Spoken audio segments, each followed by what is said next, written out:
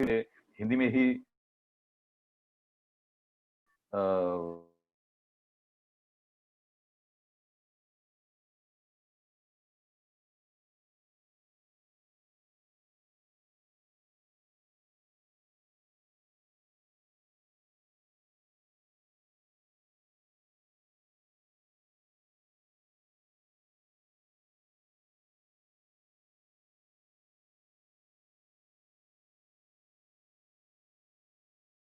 गौरवान्वित महसूस कर रहा हूँ।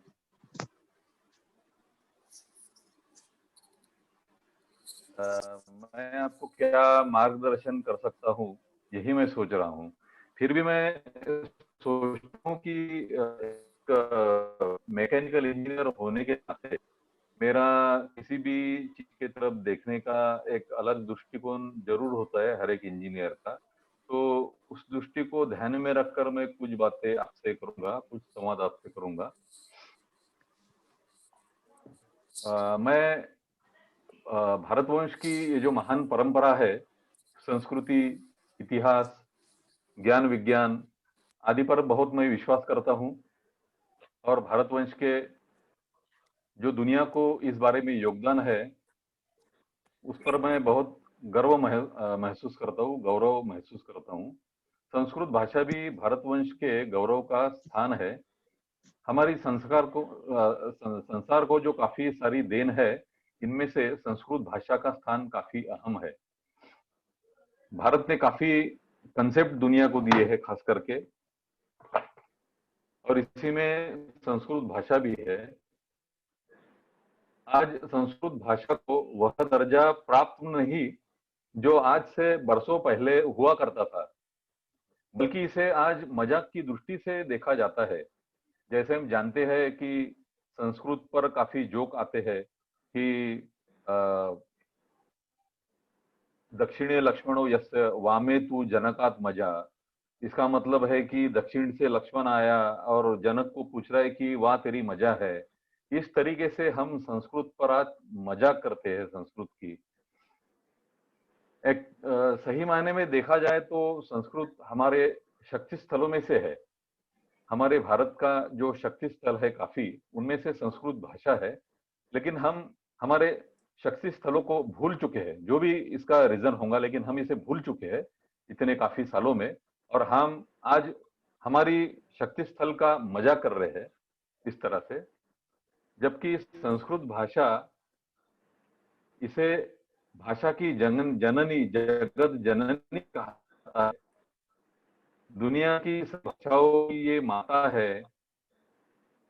इसी भाषा से दुनिया के हर एक भाषा का जन्म हुआ है।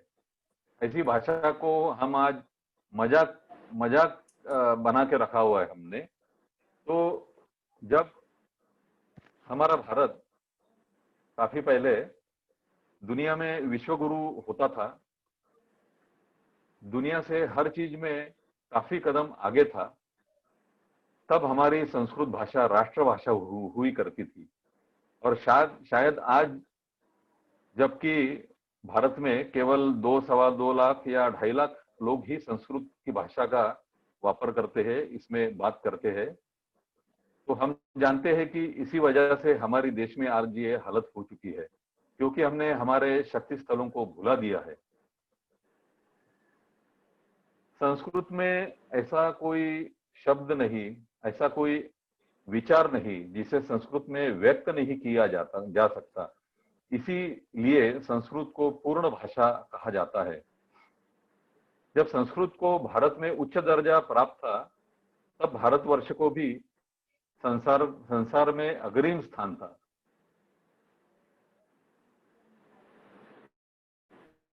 हम विश्वगुरु थे।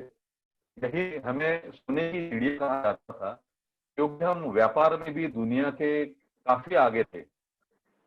संसार में व्यापार में हमारा हिस्सा 60% हुआ करता था, तो आज घटकर कुछ दशमलव प्रतिशत रह चुका है।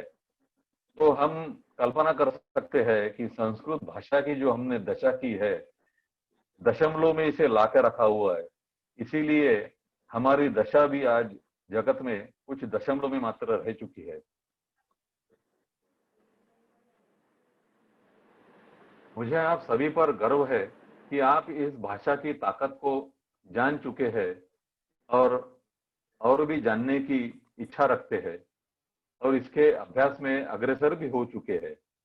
हम अपने शक्ति स्थलों को जानेंगे।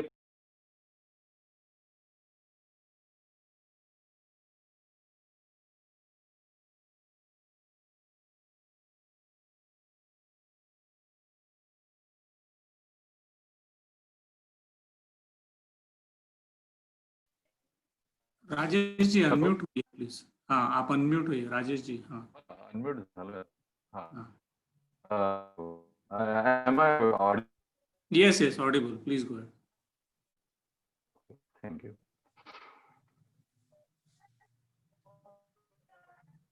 अपने गौरव स्थानों को फिर से खोज करे, उसका अध्ययन करे और भारत उसका खोया हुआ गौरव से प्राप्त कर दे। इसी दिशा में हमको काम करना चाहिए और संस्कृत भाषा को उस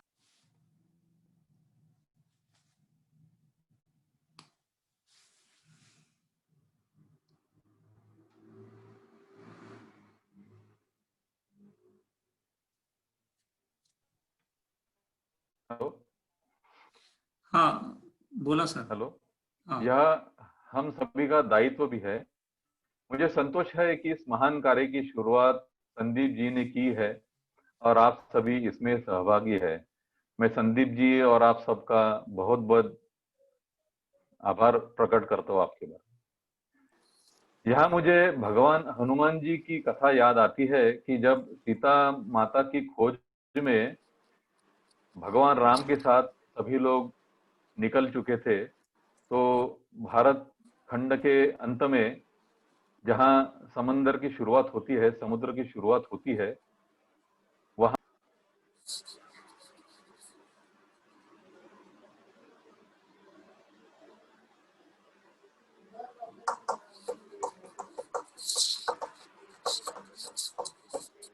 तब जाम्बुवंत ने हनुमान जी को उनकी भूली हुई शक्ति जहां जिससे वो उड़ सकते हैं उसकी याद दिला दी और उन्हें वह शक्ति वो उसकी याद आने के बाद में वो शक्ति उनके उनमें फिर से आ गई और वो उड़ान भर के का जो कार्य है वो कर सके। उसी तरह हमको भी इस शक्ति को याद करना है कि यह शक्ति कभी हमारे भारतवर्ष में हुआ करती थी और संस्कृत के जरिए यह हम जरूर संभव कर सकते हैं। संस्कृत एक लॉजिकल भाषा है, शास्त्रीय भाषा है। इसमें गणित है, केवल एक दूसरे से संभाषण मात्र इसका नहीं है। इस स्वर है, ताल है, का अभ्यास है, तभी इसके उच्चारण से वातावरण भरित हो जाता है, मन प्रफुल्लित हो जाता है, हम एक अलग ही दैवी अनुभूति करते हैं। वेद उपनिषद उपनिषद जैसे ग्रंथ इसमें लिखे गए हैं, पुराण लिखे गए हैं, संसार के ज्ञान का भंडार संस्कृत भाषा में लिखा गया है। यह और यह ज्ञान सुप्त अवस्था में है। हमारा भारतीयों का नजरिया पहले से ही अलग है। हमारे कंसेप्ट भी दुनिया में दुनिया से अलग है। जिस तरह से दुनिया सोचती है उस तरह से हम कभी सोचते नहीं थे। इसलिए हमारे भाषा में नाद है। गायत्री मंत्र के उच्चारण से दिमाग में 2 लाख वाइब्रेशन पैदा होते हैं। इससे न केवल जिह्वा बल्कि दिमाग भी शुद्ध हो जाता है। संस्कृत भाषा नैसर्गिक भाषा है, गणित पर आधारित है, इसीलिए इसमें लॉजिक है। जैसे आज दुनिया में काफी जो वैज्ञानिक है इस भाषा की खोज में लगे हुए हैं, इस भाषा के अध्ययन में लगे हुए हैं और उन्होंने पाया है कि इस भाषा में लॉजिक होने के कारण यह भाषा संस्कृत कंप्यूटर प्रोग्रामिंग के काफी या कंप्यूटर इंटरफेस के योग्य है। इतनी योग्य कोई भी भाषा दुनिया में नहीं है। जैसे कि इंग्लिश में बीयूटी बट होता है लेकिन पीयूटी पुट होता है। यह कंप्यूटर के लिए किसी मशीन के लिए समझने में कंफ्यूजन पैदा करता है। वैसे संस्कृत भाषा के बारे में नहीं है। इसके वजह से संस्कृत भाषा कंप्यूटर यानी आगे जो आगे के काल में यह बहुत ही उपयुक्त भाषा है। इस वजह से भी इसका अध्ययन बहुत ही जरूरी हो जाता है। भारतवर्ष के महान ऋषि मुनियों का संसार को अभ्यासने का तरीका अलग होता था।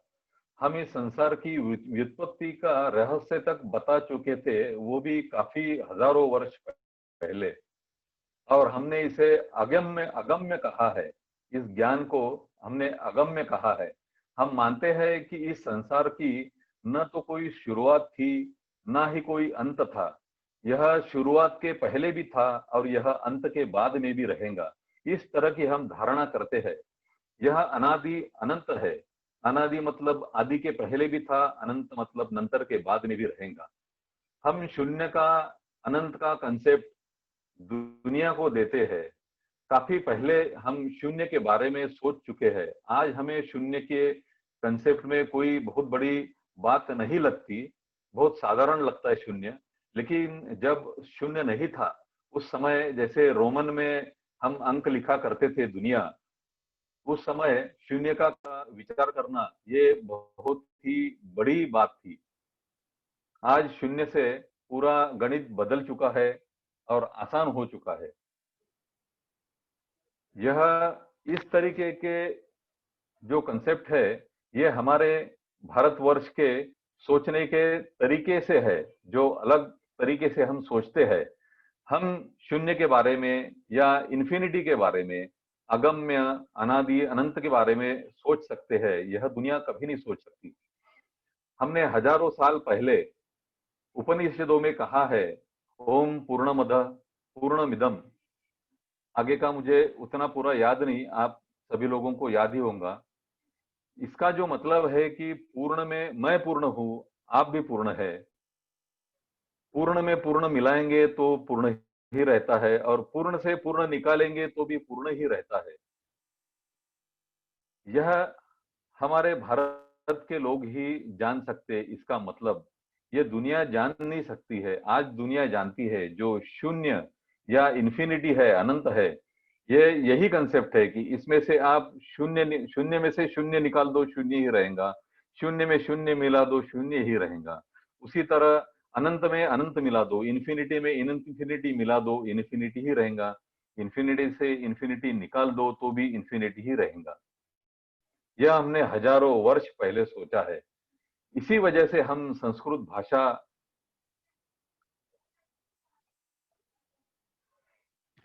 के बारे में सोच सके। वसुधैव कुटुंब के विचार भी हमने दुनिया को दे सके। ऐसे कई उच्चतम कोटि के विचार और ज्ञान हमारी ग्रंथ संपदा में है। मैं चाहूंगा आप केवल इस भाषा को जानने तक सीमित न रहकर, संभाषण के उपयोग में ही सीमित न रहकर, हमारे इस ग्रंथ संपदा का अभ्यास करने के लिए इसका प्रयोग करें, और ऐसे ही किसी रहस्य को, ज्ञान को उजागर करने का काम भी करें। और इस काम में आप निश्चित ही सफल होंगे। यह मेरी शुभकामनाएं और आपके साथ में है। और ये जो स्तुत्य उपक्रम आपने चलाया है, इसके लिए मैं आपको बहुत बहुत बधाई देता हूं। मैं ये चाहता हूं कि आपका आज जो भी ग्रुप बना हुआ है, संदीप सर जी के साथ में आप इस ग्रुप को बना के रखिए, नेटवर्क का उपयोग कीजिए। कोई आप एप्स बना सकते तो बनाइए, और इस संस्कृत भाषा के अध्ययन को एक लेवल ऊपर लेके जाइए, और अपने भाषा को, अपने भारत को फिर गया बीता हुआ वैभव प्राप्त कर दीजिए। यही इसी आशा के साथ में मैं अपने 2 शब्द समाप्त करता हूँ। धन्यवाद। धन्यवाद राजेश महोदय, आपके मार्गदर्शन के लिए। ये शिक्षा वर्ग संस्कृत भारती संस्था चलाती है, और कम से कम मेरा तो यही उद्दिष्ट था कि अगर हम अपने तरफ से इस गीर्वाण भाषा को निर्वाण भाषा होने से बचा सके तो यही इसका फल होगा। अधुना संस्कृते वदन्तु। अधुना कार्यक्रमस्य अन्ते अन्ततः सुलभा महोदय कृतज्ञता प्रकटनं करिष्यति। सुलभा महोदय अस्ति वा त्वं?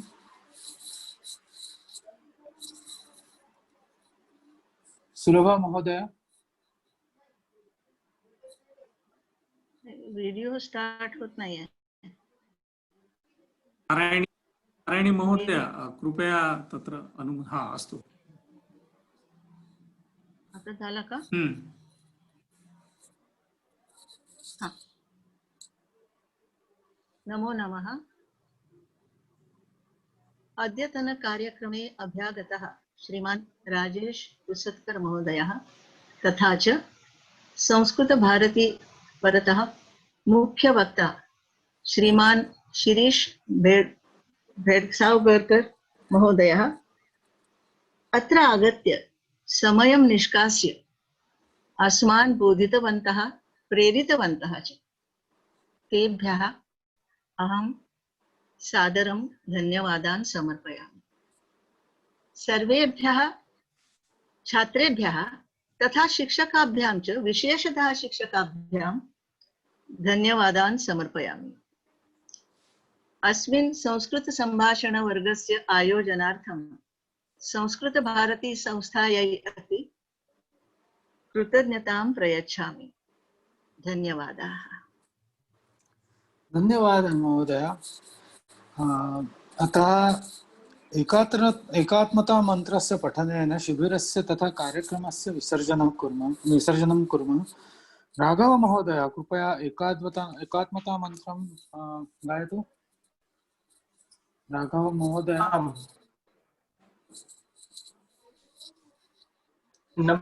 नम्रता भगिनी अस्ति वा?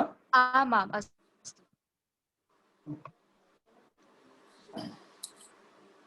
यं वैदिका मन्त्रदृशः पुराणा यं वैदिका मन्त्रदृशः पुराणा इन्द्रं यमं मातरिश्वानमाहुः